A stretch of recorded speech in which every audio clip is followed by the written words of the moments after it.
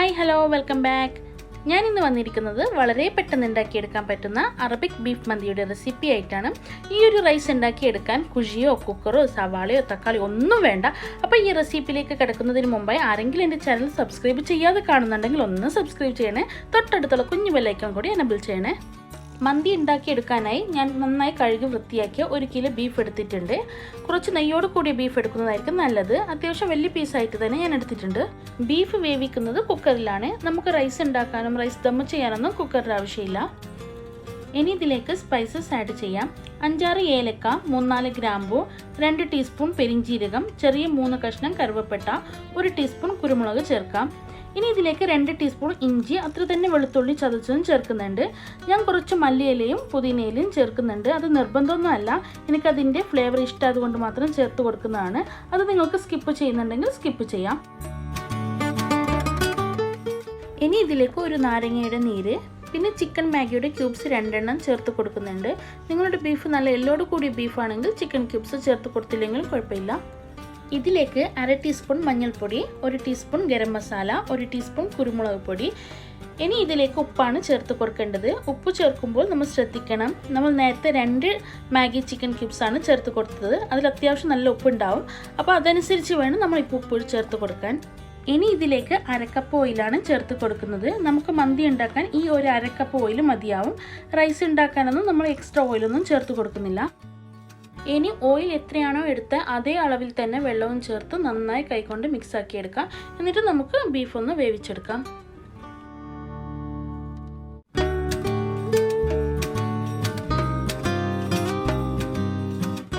മന്തി rice ഉണ്ടാക്കാനായി നന്നായി കഴുകിയ basmati rice Kuthiran വെച്ചിട്ടുണ്ട്. 1/2 മണിക്കൂർ മുതൽ 1 മണിക്കൂർ വരെ നമുക്ക് കുതിരാൻ വെക്കാം. സല്ലാർ ബ്രാൻഡ് ബസ്മതി റൈസ് എടുക്കുന്നതാണ് നല്ലത്. ഉണ്ടാക്കി കഴിയുമ്പോൾ ലോങ് ഗ്രെയിനായി കാണാൻ നല്ല ഉണ്ടാവും. ഈ റൈസ് ഞാൻ വേവിച്ച് ഊറ്റിയെടുക്കുന്നതാണ്, വറ്റിച്ചെടുക്കുന്നതല്ല. റൈസ് വേവിച്ചെടുക്കാനായി ഒരു പാത്രത്തിൽ വെള്ളം എടുത്തിട്ടുണ്ട്. ഇതിലേക്ക് കുതിർന്ന റൈസ് ഇട്ട് കൊടുക്കാം. ഇതിലേക്ക് 3 ഏലക്ക, 3 ഗ്രാമ്പു, 1 കഷ്ണം കറുവപ്പട്ട, 1 ഡ്രൈ ലെമൺ, പിന്നെ ആവശ്യത്തിന് ഉപ്പും കൂടി ചേർത്ത് 3/4 വേവാവോളം വേവിച്ച് ഊറ്റിയെടുക്കാം.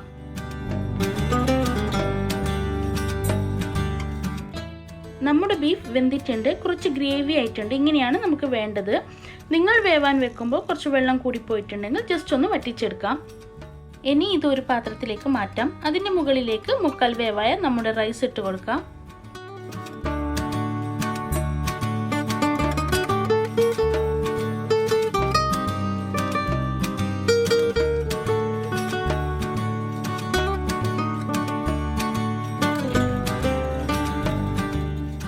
ഇനി ഇതിലേക്ക് ഫുഡ് കളർ ആഡ് ചെയ്യാം. നമ്മൾ വീട്ടിൽ തന്നെ കഴിക്കാൻ ഉണ്ടാക്കുമ്പോൾ ഫുഡ് കളറിൻ്റെ ആവശ്യമൊന്നുമില്ല. ഞാൻ വീഡിയോയിൽ ഒരു ഭംഗിക്കും വേണ്ടി ചേർത്തതാണ്. ഇനി പച്ചമുളക് ഇതുപോലെ വെച്ച് കൊടുക്കാം.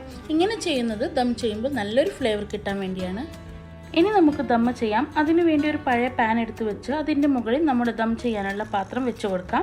നമ്മുടെ മന്തിക്ക് നല്ലൊരു സ്മോക്കി ഫ്ലേവർ കിട്ടാൻ വേണ്ടി ചെറിയൊരു കഷ്ണം ചാർക്കോൾ കത്തിച്ച് നിരപ്പ് വെച്ച് ഫോയിൽ പേപ്പർ കൊണ്ട് കവർ ചെയ്ത് നമ്മുടെ ലിഡ് ഒന്ന് ക്ലോസ് ചെയ്യാം. എന്നിട്ട് ലോ ടു മീഡിയം ഫ്ലെയിമിൽ 15 to 20 മിനിറ്റ്സ് വരെ നമുക്ക് ദം ചെയ്യാൻ വെക്കാം. നമ്മുടെ സ്വാദിഷ്ടമായ അടിപൊളി ബീഫ് മന്തി റെഡി ആയിട്ടുണ്ട്. നമുക്കിതൊന്ന് സെർവ് ചെയ്യാം. ഈ ഒരു ബീഫ് മന്തി ഉണ്ടാക്കാൻ വളരെ എളുപ്പമാണ്, അതുപോലെ നല്ല ടേസ്റ്റിയാണ്. ഇതിന് സവാളയോ തക്കാളിയോ കുഴിയോ ഒന്നും വേണ്ട. അപ്പോൾ വളരെ പെട്ടെന്ന് ഉണ്ടാക്കിയെടുക്കാം. അപ്പോൾ നിങ്ങളെല്ലാവരും ഒന്ന് ട്രൈ ചെയ്യുക. എന്നിട്ട് അതിൻ്റെ ഫീഡ്ബാക്കൊക്കെ അറിയിക്കുക. നിങ്ങൾക്ക് ഇഷ്ടപ്പെട്ടിട്ടുണ്ടെങ്കിൽ നിങ്ങളുടെ ഫ്രണ്ട്സിനും ഫാമിലിക്കും ഒക്കെ ഷെയർ ചെയ്യുക. ലൈക്കും കമൻസൊക്കെ ചെയ്യുക. അപ്പോൾ ഒന്നും കൂടി പറയുകയാണേ, സബ്സ്ക്രൈബ് ചെയ്യാതെ ആരെങ്കിലും എൻ്റെ വീഡിയോ കാണുന്നുണ്ടെങ്കിൽ ഒന്ന് സബ്സ്ക്രൈബ് ചെയ്യണേ. തൊട്ടടുത്തുള്ള കുഞ്ഞു ബെല്ലൈക്കൺ കൂടി എനേബിൾ ചെയ്യണേ. എങ്കിലേ തുടർന്നുള്ള വീഡിയോ നിങ്ങൾക്ക് മിസ് ചെയ്യാതെ കാണാൻ പറ്റും. ഇൻഷാ അല്ലാഹ് ഇതുപോലത്തെ നല്ലൊരു വീഡിയോയുമായി വരുന്നത് വരേക്കും bye bye, take care, thank you for watching.